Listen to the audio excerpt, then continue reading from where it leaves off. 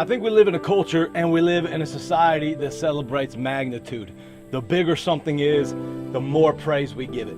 We think that way when it comes to our churches. When's the last time you met somebody and you told them where you went to church and they responded with a question like, "Oh, tell me about the theology," or "How many salvations have you seen this last month?" Normally the follow-up question every time is this: how many people go there? We're consumed with numbers, we're driven by size, and it's not just the local church, it's our everyday life.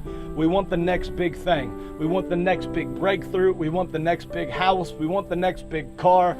We want the next big piece of jewelry. We want the next big increase in our bank account. We want, and what we want is size. I want to be real with you for a second.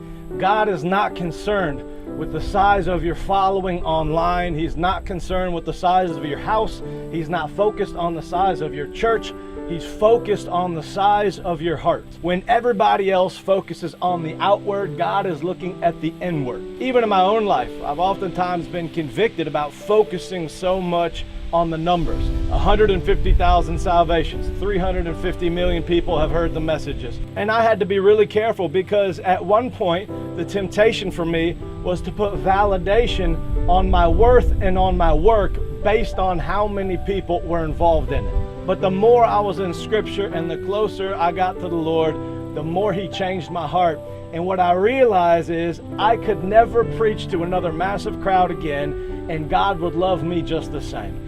God is not concerned with this ministry as much as He's concerned with my heart. Jesus does not want my popularity. He wants my persistency in bringing Him praise. It's about His glory, not mine. So for those of you out there right now who are chasing a dream, you're moving towards a goal, but things are small right now, man, give God praise in this season. Because if you impact one person's life, it's the same as if you impacted 1 million. Don't be discouraged and don't get down because the numbers aren't there or the size isn't there.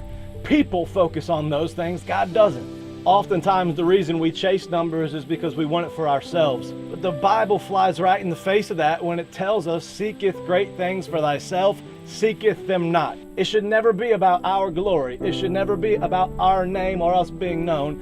It should be about God and His glory.